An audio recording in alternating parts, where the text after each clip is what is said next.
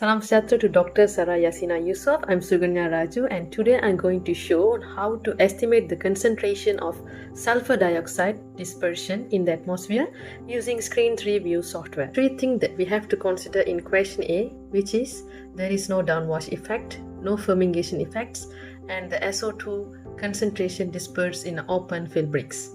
The instrument for measure the sulfur dioxide has been located from a point source, so the source type is point. And the dispersion coefficient is urban. We assume that the sulfur dioxide dispersion occurred at the urban area with 0 meter of receptor height above the ground.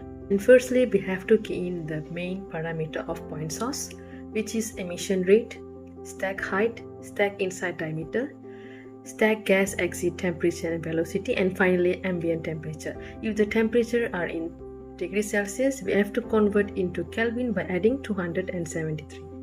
Then press next button for the terrain option. I choose simple flat terrain, and it's an automated distance, which is it's calculated automatically without downwash building effects and fumigation. And I choose full meteorology, which it has all classes of stability and wind speed for simple terrain screening. Then click on the automated distance tab above, so we can see the minimum and maximum distance. So I key in the minimum distance 1 meter and the maximum distance about 3,500 meter. Please take note, the minimum distance should be more than 1. We cannot enter 0 since it is an invalid input. Since we never consider discrete distance, downwash and fumigation, we can proceed to the next part, which is to run the project. Your project status started to appear in a new tab. Make sure all the options that you have choose is correct before run the project. At the bottom part, you have to see whether your project is complete or not before run. As it complete, you can now run the project.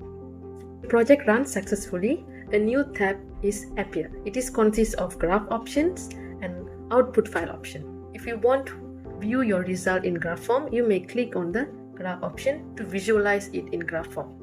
If you want to view in data form, you may press output file, and you can see all the relevant informations of data of your project in WordPad source. Question B, it's about sulfur dioxide dispersion in atmosphere. So all the point source parameter values are same as in the question A, but we have slight difference where we have downwash effects by nearby building in question B. So let's check it out. Since all the procedure that we have done are same as in question A, we just need to choose an options, which is building downwash options on the box to key in the values. Building height is 79.25 meter, which is not more than the stack height. So the minimum horizontal building dimension is 30 meter and the maximum horizontal building dimension is 150. Next is to run the project, and make sure all the options on the project status is relevant to the question B. If your project is completed, we may run now. So as you see, the project appeared in two forms.